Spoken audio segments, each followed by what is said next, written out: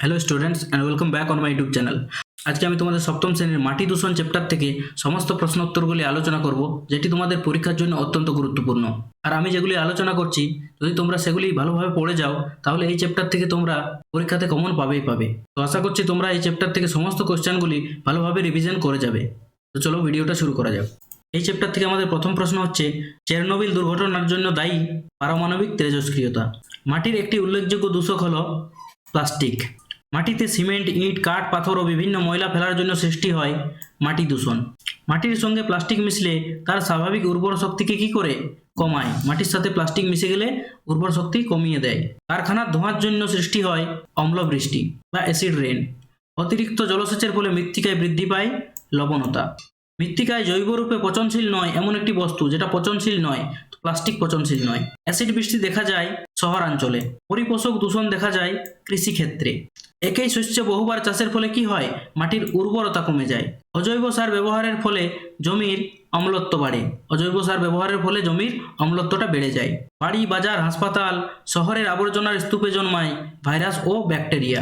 তেজস্ক্রিয় বর্জ্যের উৎস হলো পারমাণবিক বিদ্যুৎ কেন্দ্র। এখান থেকে তেজস্ক্রিয় বর্জ্য উৎপন্ন হয়। মাটি দূষণের ফলে সবচেয়ে বেশি ক্ষতিগ্রস্ত হয় কে? কেঁচো। মাটি দূষণের ফলে কি হয়? কেঁচো ক্ষতিগ্রস্ত হয়। মাটি দূষণের ফলে কেঁচো মারা যায়। ভোপাল দুর্ঘটনার জন্য দায়ী হলো বিষাক্ত গ্যাস। চেরনোবিল দুর্ঘটনা হয় 1986 সালে। গৃহস্থালির আবর্জনার উদাহরণ হলো ফলমূলের খোসা। পুরুলিয়ার মাটি কেমন? তো পুরুলিয়ার মাটি হচ্ছে রুক্ষ মাটি। মাটি দূষণ ঘটায় না জৈব সার। জৈব সার মাটি দূষণ ঘটায় না। তাপবিদ্যুৎ কেন্দ্র থেকে নির্গত যে পদার্থটি মাটি দূষণের জন্য দায়ী, তাপবিদ্যুৎ কেন্দ্র থেকে যে পদার্থ নির্গত হয়ে মাটি দূষণ করে সেটি হচ্ছে ফ্লাই অ্যাশ। মিথ্যা। নেক্সট আমরা দেখে নেব কিছু শর্ট কোশ্চেন। মাটি কিভাবে সৃষ্টি হয়েছে? তো হাজার হাজার বছর ধরে বিভিন্ন প্রাকৃতিক শক্তি দ্বারা শিলা ক্ষয় হয়ে মাটির সৃষ্টি হয়েছে। হাজার হাজার বছর ধরে বিভিন্ন প্রাকৃতিক শক্তির দ্বারা শিলা ক্ষয় হয়ে মাটির সৃষ্টি হয়েছে। মাটির ক্ষয় ও দূষণের প্রধান কারণ কি? প্রবল জনসংখ্যা বৃদ্ধির চাপে মাটির অতিরিক্ত ও অনিয়ন্ত্রিত ব্যবহারে মাটির ক্ষয় ও দূষণের প্রধান কারণ। কোন কোন পদার্থ মাটিতে মেশে না? পলিথিন, প্লাস্টিক মাটিতে মেশে না। রাসায়নিক সার ও কীটনাশকের অতিরিক্ত ব্যবহার ফলে কি হয়? মাটিতে থাকা ছোট প্রাণী ও পোকামাকড় মারা যায়। অ্যাসিড বৃষ্টি কোন দূষণের ফলে হয়ে থাকে? কারখানা থেকে নির্গত বিষাক্ত গ্যাসের কারণে, যানবাহন থেকে নিঃসৃত ধোঁয়ায় বায়ু দূষণ ঘটলে অ্যাসিড বৃষ্টি হয়ে থাকে। সার কয় প্রকার ও কি কি? সার দুই প্রকার, জৈব সার এবং অজৈব সার। ফসল থেকে কিভাবে ক্যান্সার হতে পারে? ফসলে কীটনাশকের অংশ থেকে গেলে তা থেকে ক্যান্সারও হতে পারে। ভাইরাস ও ব্যাকটেরিয়া কোথায় জন্মায়? বাড়ি, বাজার, হাসপাতাল ও শহরের আবর্জনার স্তূপে। প্লাস্টিক কি? প্লাস্টিক হলো এক প্রকার কৃত্রিম জৈব যৌগ ও অপচনশীল পদার্থ। কত খ্রিস্টাব্দে ভোপাল গ্যাস দুর্ঘটনা হয়? তো 1984 খ্রিস্টাব্দে ভোপাল গ্যাস দুর্ঘটনা হয় এবং এই দুর্ঘটনার জন্য দায়ী হচ্ছে MIC gas, methyl isocyanide. MIC gas. ইউক্রেনে কত সালে দুর্ঘটনা হয়? 1986 সালে ইউক্রেনের চেরনোবিলে পরমাণু কেন্দ্রে দুর্ঘটনা ঘটে। ইটাভাটা থেকে কিভাবে মাটি ক্ষয় হতে থাকে? ইটাভাটায় ইট তৈরির জন্য অতিরিক্ত মাটি কাটার কারণে মাটি ক্ষয় হয়। একই শস্য বহুবার চাষ করলে কি হয়? মাটির উর্বরতা নষ্ট হয়ে যায়। প্রকৃতির সব থেকে বড় দান কোনটি? মাটি প্রকৃতির সব থেকে বড় দান। মাটি কোথায় রয়েছে? পৃথিবীর স্থলভাগের উপরের স্তরে মাটি রয়েছে। ভোপাল গ্যাস দুর্ঘটনার ফলে কি হয়েছিল? 1984 সালে ভারতের ভোপালে ইউনিয়ন কার্বাইডের কারখানা থেকে মাঝরাতে অতিরিক্ত বিষাক্ত গ্যাস বাতাসে মেশে ফলে প্রচুর মানুষ মারা যায় এবং বহু মানুষ পঙ্গু হয়ে যায়। তাপবিদ্যুৎ কেন্দ্র ও পারমাণবিক কেন্দ্র থেকে কিভাবে মৃত্তিকা দূষিত হয়? তাপবিদ্যুৎ কেন্দ্র ও ইটাভাটার ছাই ও নানা রকম কাঠকয়লা পোড়া অংশ মাটির সাথে মেশে ফলে মৃত্তিকা দূষিত হয়। অপরদিকে পারমাণবিক বিদ্যুৎ কেন্দ্রের তেজস্ক্রিয় বর্জ্য মাটির দূষণ ঘটায়। 1986 সালের ইউক্রেনে 2011 সালে জাপানে কোন দুর্ঘটনা ঘটে? 1986 সালে ইউক্রেনের চেরনোবিল পরমাণু কেন্দ্রে ও 2011 সালে জাপানের ফুকুশিমার ডাইচিতে দুর্ঘটনার ফলে আশেপাশের অঞ্চলের মাটি, জল, বাতাস ভয়াবহভাবে তেজস্ক্রিয় দূষণ ঘটায় এবং প্রচুর মানুষ ক্ষতিগ্রস্ত হন। মাটি জীবনের ধারক কথাটি ব্যাখ্যা করো। প্রকৃতির সবচেয়ে বড় দান হলো মাটি। পৃথিবীর স্থলভাগের উপরের স্তরে রয়েছে মৃত্তিকা। এই মাটি বহু বছর ধরে শিলা ক্ষয়প্রাপ্ত হয়ে সৃষ্টি হয়। মানুষ ও সমস্ত উদ্ভিদ প্রাণীর আবাসস্থল, খাদ্য সংস্থান ও জীবন ধারণ হয় এই মাটি থেকেই। তাই মাটিকে জীবনের ধারক বলা হয়। মাটি কিভাবে দূষিত হয়? কারখানার দূষিত বর্জ্য পদার্থ, আবর্জনা, প্লাস্টিক, রাসায়নিক সার, কীটনাশক, তেজস্ক্রিয় রাসায়নিক পদার্থ ইত্যাদি মাটির সঙ্গে মিশে উর্বরতা শক্তি বা গুণগত মান হারালে মাটি দূষিত হয়। মাটির উর্বরতা ও গুণমানের উপর কিভাবে ফসলের ফলন নির্ভর করে।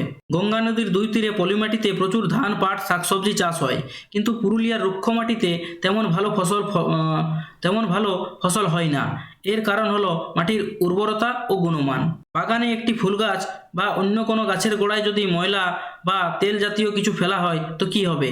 ফুল গাছে বা কোনো গাছের গোড়ায় ময়লা বা তেল জাতীয় কিছু ফেললে সেই মাটি থেকে গাছ পুষ্টি নিতে পারবে না, কারণ গাছের গোড়ার মাটিটা দূষিত হয়ে যাবে, তাই গাছটি মরে যাবে। গৃহস্থলীর কাজকর্ম থেকে কিভাবে মাটি দূষিত হয়? বাড়ি, বাজার, হাসপাতাল ও শহরের আবর্জনার স্তূপে ভাইরাস ও ব্যাকটেরিয়া জন্মায়। শৌচাগারের জল, মলমূত্র নষ্ট হয় না, ফলে এগুলি থেকে বিষাক্ত রাসায়নিক মাটিতে মিশে দূষণ ঘটায়। মাটিতে মিশছে, ফলে বিভিন্ন জীবাণু থেকে রোগের সংক্রমণ ঘটছে। গৃহস্থালির ব্যবহৃত পলিথিন, প্লাস্টিক মাটিতে মিশে দূষণ ঘটায়। মাটি দূষণের কারণগুলি সংক্ষেপে আলোচনা করো, এটা ইম্পর্টেন্ট। শিল্প প্রতিষ্ঠানের থেকে দূষণ। শিল্প কারখানা থেকে দূষিত বর্জ্য তেল, তেল জাতীয় পদার্থ, প্লাস্টিক, ধাতব দ্রব্য, নানান রাসায়নিক দ্রব্য ইত্যাদি মাটিতে মিশে মাটিকে দূষিত করে। কারখানা থেকে নিঃসৃত বিষাক্ত গ্যাস বায়ু দূষণ ঘটায় এবং এর ফলে অ্যাসিড বৃষ্টি ঘটে, যা থেকে মাটি দূষিত হয়। তাপবিদ্যুৎ কেন্দ্রের উড়ন্ত ছাই মাটিতে মিশে মাটির স্বাভাবিক উর্বরতা শক্তি নষ্ট করে দেয়। জমিতে রাসায়নিক সার ও কীটনাশকের ব্যবহার। কৃষিকাজের ক্ষেত্রে খাদ্যের পরিমাণ বৃদ্ধির কারণে বেশি উৎপাদনের জন্য জমিতে অতিরিক্ত মাত্রায় রাসায়নিক সার ব্যবহার করা হলে সাময়িকভাবে জমির ফলন বৃদ্ধি পায়, কিন্তু এই সার মাটির জল ও বায়ু প্রবেশের ছিদ্র বন্ধ করে দেয়, ফলে মাটির উর্বরতা শক্তি হ্রাস পায়। বেশি কীটনাশক যেমন ডিডিটি, ভিএইচসি টক্সিন ব্যবহার করলে ফসলের শত্রু পোকাদের সাথে বন্ধু পোকামাকড় ও ছোট প্রাণীরাও মরে যায়, ফলে জৈব পদার্থের অভাবে মাটির গুণমান নষ্ট হয়। প্লাস্টিক জাতীয় আবর্জনা। প্লাস্টিক হলো কৃত্রিম জৈব যৌগ।